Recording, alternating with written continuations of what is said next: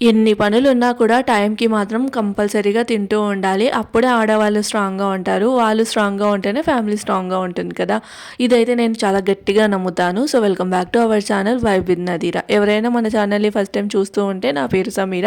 నేనైతే పూణేలో ఉంటాను. పూణే నుంచి regular house wife routine vlogs అయితే షేర్ చేస్తూ ఉంటాను. మన ఛానల్‌ని ఫస్ట్ టైం చూస్తున్న వాళ్ళు మన ఛానల్‌లో ఇంకా చాలా వీడియోస్ ఉన్నాయి. ఒకసారి చెక్ చేసి నచ్చితేనే లైక్ చేసి సబ్స్క్రైబ్ చేయండి. ఇంక ఇక్కడ వచ్చేసి ఏం చేస్తున్నానంటే ప్రీవియస్ వ్లాగ్లో చెప్పాను కదా, కిచెన్ ప్లాట్ఫామ్ అదంతా కొంచెం డీప్గా క్లీన్ చేసుకున్నాను అని. ఇంకా క్లీనింగ్ అదంతా అయిపోయిన తర్వాత ఇక్కడైతే నేను లంచ్ అయితే ప్రిపేర్ చేసుకుంటూ ఉన్నాను. లంచ్లోకి చిత్రాన్నం చేస్తూ ఉన్నాను అనమాట. చిత్రాన్నమా అదేంటి అని అనుకుంటూ ఉన్నారు కదా, లెమన్ రైస్ అలానే నిమ్మకాయ పులిహార ఇలా డిఫరెంట్గా పిలుస్తూ ఉంటారు. రాయలసీమ వాళ్ళ మాత్రం కంపల్సరీగా చిత్రాన్నం అనే పిలుస్తాము. ఇంకా మార్నింగ్ లంచ్ బాక్స్ కూడా చేయలేదు కదా, అంటే నా హస్బెండ్కి మీటింగ్ ఉండడం వల్ల ఆఫీస్ వాళ్ళే కంపెనీ వాళ్ళే ప్రొవైడ్ చేస్తారనమాట లంచ్ అదంతా. ఇంకా తనైతే లంచ్ బాక్స్ తీసుకెళ్ళలేదు. సో మార్నింగ్ ఎప్పుడైనా కానీ లంచ్ బాక్స్ ప్రిపేర్ చేస్తే తనతో పాటు నాకు కూడా ప్రిపేర్ చేసుకునేదాన్ని. ఇంకా తను తీసుకెళ్ళలేదు కదా, నైట్ రైస్ ఉంటే ఇంకా మళ్ళీ కర్రీ అదంతా ఏం వండుతాంలే అని సింపుల్గా నాకు ఇష్టమైన చిత్రాన్నం చేసేసుకొని తినేసాను. తినేసిన తర్వాత నేను జాతరకి వెళ్ళినప్పుడు ఏం తీసుకున్నాను అనేది షార్ట్ వీడియోలో అప్లోడ్ చేశాను కదా, అది ఇక్కడ నేను ఫుల్ వీడియోలో అయితే మీకు క్లియర్గా చూపిస్తూ ఉన్నాను. ఫస్ట్ అనమాట బ్యాగ్. ఆ బ్యాగ్ అయితే 150 రూపీస్ చెప్పారు, బట్ నేనైతే 100 రూపీస్కి తీసుకున్నాను. వెజిటేబుల్స్ అలా తీసుకురావడానికి, గ్రాసరీస్ అవన్నీ అయితే దాంట్లో తీసుకురావడానికి ఉండదు, జస్ట్ వెజిటేబుల్స్ మాత్రం తీసుకురావడానికి అయితే సరిపోతుంది అనమాట. అండ్ లుక్ కూడా చాలా బాగుందని 100 రూపీస్ కదా అని చెప్పేసి తీసుకున్నాను. దాని తర్వాత ఈ ప్లేట్స్ అనమాట. ఈ ప్లేట్స్ వచ్చేసి బ్రేక్ఫాస్ట్కి పోహా కానీ ఉప్మా ఇలా చేసినప్పుడు ఉంటాయి, అలానే ఏ దాని మీద పెట్టడానికి, అలానే పూరీలోకి సైడ్గా కర్రీ అలా చేసినప్పుడు ఉంటాయిలే అన్నట్లు ఒక 4 ప్లేట్స్ తీసుకున్నాను. ఒక్కొక్కటి 20 రూపీస్ అనమాట. ఇంకా ఈ గెరిటలు కూడా 20 రూపీసే ఒక్కొక్కటి. అయితే నా దగ్గర కొంచెం పొడవు పెద్దగా ఉన్నవి ఉన్నాయి, అందుకని చిన్నగా ఉన్నవి తీసుకున్నాను.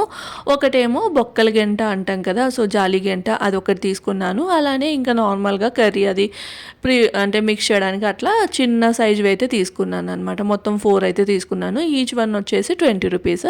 అలానే ఇయర్ రింగ్స్ మాత్రం నాకైతే చాలా తక్కువ కాస్టే పడ్డాయని అయితే చెప్పచ్చు. అట్లీస్ట్ మనకి ఒక 1 మంత్ వచ్చినా పర్లేదు, 10 రూపీస్కి అనమాట. లుక్ కూడా చాలా బాగుంది. ఏదైనా డ్రెస్ మీద జస్ట్ అలా పెట్టేసుకొని వెంటనే తీసేయచ్చు. అందుకని చెప్పేసి 10 రూపీస్ పెట్టి అలా ఇయర్ రింగ్స్, అలానే క్లిప్, ఇంకా ఓ బ్యాంగిల్స్ మాత్రమే 30 రూపీస్, మిగతావన్నీ 10 రూపీసే అనమాట. ఇవన్నీ అయితే తీసుకున్నాను.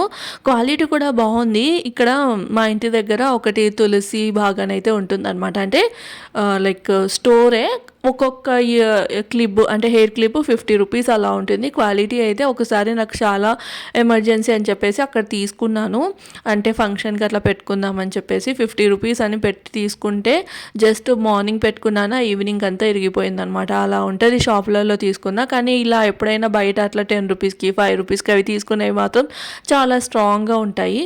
సో క్లిప్స్కి క్వాలిటీ కూడా చాలా బాగుందన్నమాట. ఈ బ్యాంగిల్స్ కూడా 30 రూపీస్.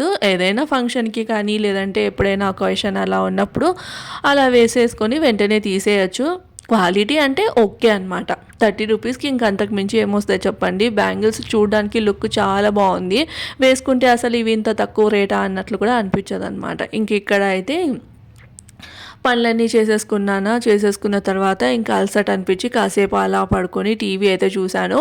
ఇంతకుముందు అయితే మంచిగా ఆఫ్టర్నూన్ టైమ్స్ నిద్రపోయేదాన్ని, కానీ ఈ మధ్య అస్సలు నిద్రపోవట్లేదు అనమాట. ఏదో ఒక పని చేసుకోవడమో, లేదంటే వీడియో ఎడిటింగ్ చేసుకోవడమో, లేదు అంటే ఏదైనా పిక్చర్ కానీ అలా చూడడం అలవాటు అయిపోయింది. అంటే ఆఫ్టర్నూన్ పడుకుంటే నాకు చాలామందికి ఫ్రెష్ ఫీలింగ్ ఉంటుంది, కానీ నాకు ఎందుకో చాలా లేజీగా అనిపిస్తుంది.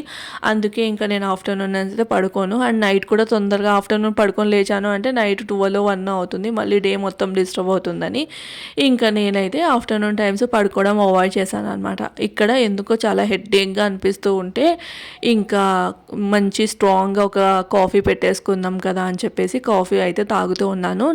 నాకు కాఫీ తాగడం ఇష్టమే, కానీ కంటిన్యూస్గా కాదు. ఒక 15 డేస్కి 20 డేస్కి అలా ఒక్కసారి కాఫీ తాగాలనిపిస్తుంది. ఇంకా హెడ్ఏక్ అలా ఉన్నప్పుడు స్ట్రాంగ్గా కాఫీ తాగితే కొంచెం రిలీఫ్గా ఉంటుంది కదా అని చెప్పేసి ఇక్కడైతే కాఫీ కలుపుకున్నాను. కాఫీ అయితే పౌడరు నేను బ్రూ ప్యాకెట్స్ అయితే తెచ్చి ఇంట్లో పెట్టుకుంటాను అనమాట. మనకి 2 రూపీస్కి ప్యాకెట్స్ ఉంటాయి కదా నెస్కేఫే, అలానే ఈ బ్రూ ప్యాకెట్. బ్రూ నాకు టేస్ట్ వైజ్గా చాలా నచ్చుతుంది. నెస్కేఫే ఏంటి అంటే రెగ్యులర్గా తాగే వాళ్ళకైతే బెస్ట్ అని నా ఫీలింగ్. ఇంకా మంచిగా ఒక స్ట్రాంగ్ కాఫీ తాగేసి ఇక్కడ డిన్నర్ ప్రిపరేషన్ అయితే చేస్తూ ఉన్నాను. డిన్నర్లోకి ఈరోజు స్టఫ్డ్ క్యాప్సికమ్ అయితే చేస్తూ ఉన్నాను అనమాట. సో నేను ఎలా చేస్తాను ఏంటి అనేది ఇక్కడైతే చూపిస్తాను. అయితే డిన్నర్లోకి స్టఫ్డ్ క్యాప్సికమ్ అలానే జొన్న రొట్టె అయితే చేయాలని డిసైడ్ అయ్యాను అనమాట. ఆల్రెడీ ఇంట్లో మెంతికూర కాదు, ఉల్లి పొరకతో చేసిన తాలింపు అయితే ఉంది. ఇంకా దానికి సరిపోతుంది కదా, ఓన్లీ కర్రీ చేసేస్తే సరిపోతుంది. నా హస్బెండ్ వచ్చేంత లోపల కర్రీ ప్రిపేర్ చేసి పెట్టేసుకుంటే వేడివేడిగా రొట్టెలు చేసేసి పెట్టేస్తే అయిపోతుంది కదా అన్నట్లు ఇక్కడైతే కర్రీ ప్రిపేర్ చేస్తూ ఉన్నాను. సో నేను ఎప్పుడైనా కానీ 5:30 కాదు 6:15 ఆ మధ్యలో కిచెన్లోకి వచ్చేసి కర్రీ ఇంకా ఏదైనా పిండి అంటే చపాతీ చేయాలనుకుంటే చపాతీ పిండి కానీ, జొన్న రొట్టె చేయాలి అంటే జొన్న పిండి కానీ, ఒకవేళ టైం ఉంటే రొట్టెలు కూడా చేసేసి పెడతాను.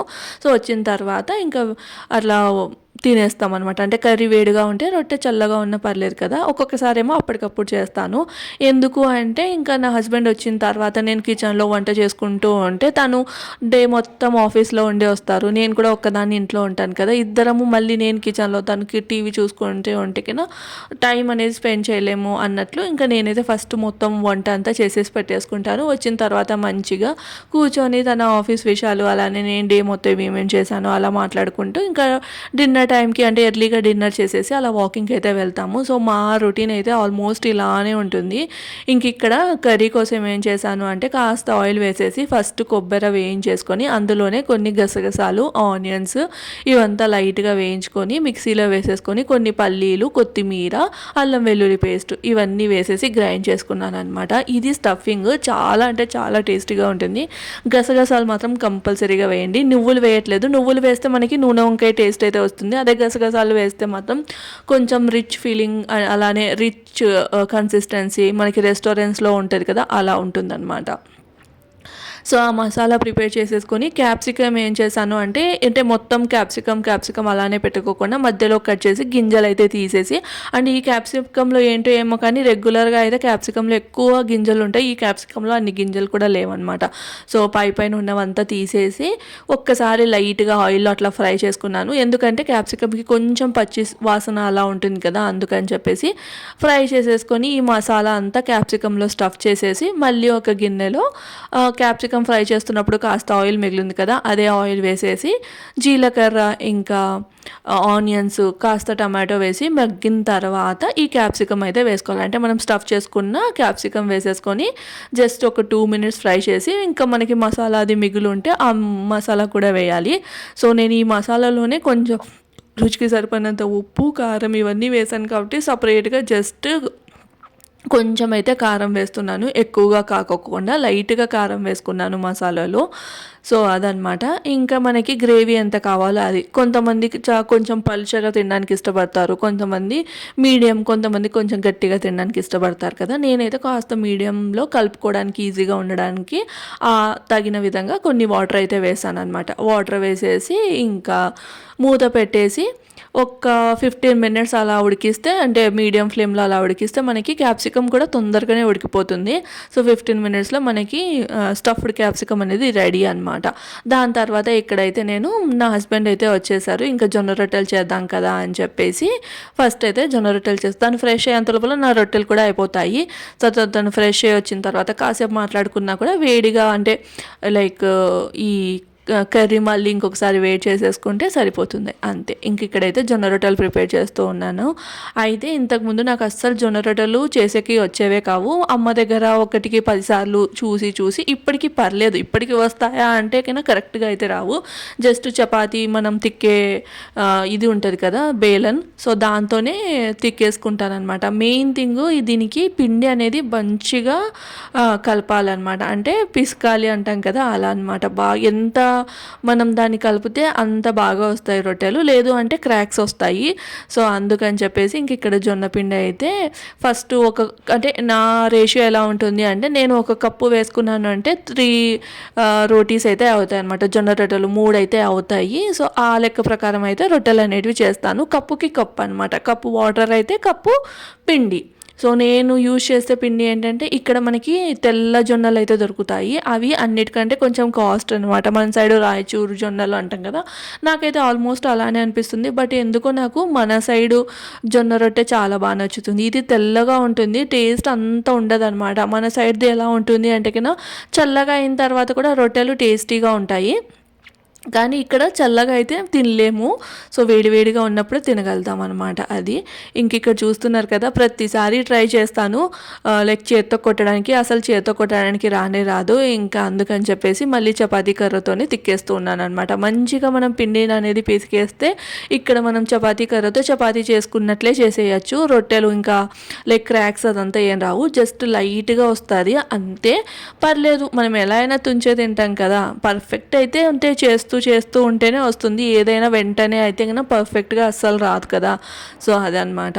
సో ఈ రోజు అయితే లైక్ ఏంటి అంటే కన్నా మార్నింగ్ కాస్త కిచెన్ వర్క్ అది చేసుకున్న దానివల్ల దట్టు కాస్త ఆఫ్టర్నూను హెడేక్ అంతా వల్ల కొంచెం అలసటగా ఉంది. సో ఫాస్ట్గా ప్రిపేర్ చేసేసి తొందరగా తినేసి ఇంకా వాకింగ్ చేసి పడుకుందామని ఇక్కడైతే రొట్టెలు కూడా కాల్ చేస్తూ ఉన్నాను.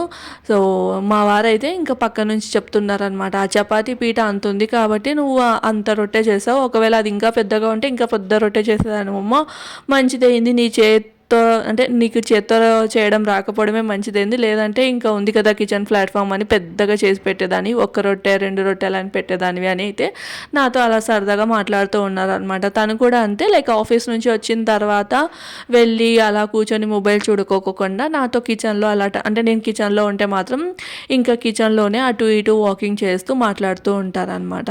సో ఇంకా నేనైతే రొట్టెల పైన ఒకటి తీసుకోవాలి అని అయితే అనుకుంటూ ఉన్నాను. లైక్ ఏంటి అంటే మహారాష్ట్రలో రొట్టెలు చేయడానికి ఒక పెనం ఉంటుంది, అది నాకు చాలా అంటే చాలా ఇష్టం అనమాట.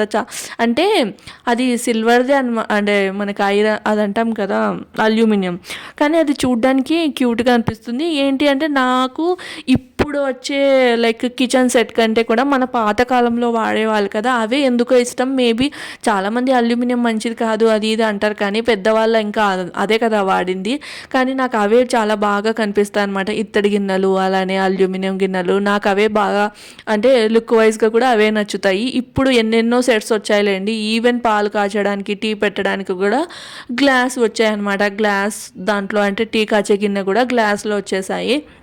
ఒక్కొక్క రేటు 2000, 3000 అలా ఉన్నాయి. అదే 2000, 3000 అంటే ఒక ఇంటికి సరిపోయే వస్తువులన్నీ తీసుకోవచ్చు ఇంతకుముందు కాలం వస్తువులు వాడితే. సో అది ఏదైనా కానీ మనం ఇంట్లో చేసుకునే పద్ధతిని బట్టే ఉంటుంది.